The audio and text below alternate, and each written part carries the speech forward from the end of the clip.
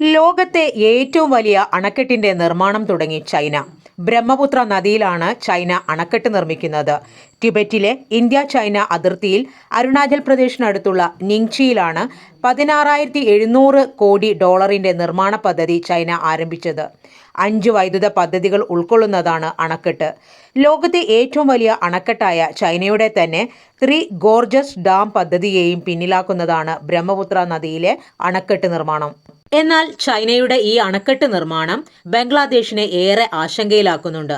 കാരണം ഹിമാലയൻ നിരകളിലൂടെ ബ്രഹ്മപുത്ര നദി അരുണാചൽ പ്രദേശിലേക്ക് പ്രവേശിക്കുന്നതിന് മുൻപ് വളഞ്ഞൊഴുകുന്ന വൻ മലയിടുക്കിലാണ് ഈ അണക്കെട്ട് നിർമ്മിക്കാൻ ചൈന തീരുമാനിച്ചത്. അരുണാചൽ കടന്ന് ബ്രഹ്മപുത്ര ഒഴുകുന്നത് ബംഗ്ലാദേശിലേക്കാണ്. ഈ മേഖല പരിസ്ഥിതി ലോല പ്രദേശമാണെന്നും തുടർച്ചയായി ഭൂചലനം ഉണ്ടാകാറുണ്ടെന്നും ഇന്ത്യ ചൂണ്ടിക്കാട്ടിയിരുന്നു. എന്നാൽ അണക്കെട്ട് ഇന്ത്യയിലേക്കും ബംഗ്ലാദേശിലേക്കും ഒഴുകുന്ന വെള്ളത്തിന്റെ അളവിനെ ബാധിക്കില്ല എന്നാണ് ചൈന മറുപടി നൽകിയത്. കർശനമായ ശാസ്ത്രീയ പഠനങ്ങൾക്ക് ശേഷമാണ് അണക്കെട്ട് നിർമ്മിക്കുന്നതെന്നും ചൈന അവകാശപ്പെടുന്നു.